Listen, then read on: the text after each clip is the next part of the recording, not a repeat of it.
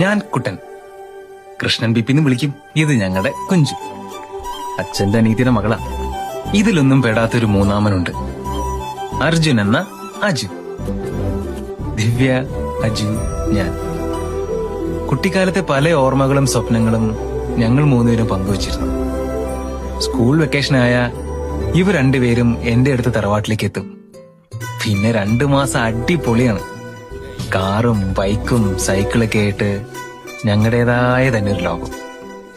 പിന്നെ കുളത്തിൽ ചാടാനും ക്രിക്കറ്റ് കളിക്കാനും ഒളിച്ചിരുന്ന് സിഗരറ്റ് വലിക്കാനും അതിന് ചൂരിലുകൊണ്ട് അടികിട്ടാനും ഒക്കെ ഞങ്ങൾ ഒപ്പമായിരുന്നു. പക്ഷെ സ്കൂള് കഴിഞ്ഞതോടെ 3 പേരും 3 വഴിക്ക് പിരിഞ്ഞു. അന്ന് ഞങ്ങൾ കണ്ട സ്വപ്നങ്ങളിൽ ഒന്നായിരുന്നു ബാംഗ്ലൂർ.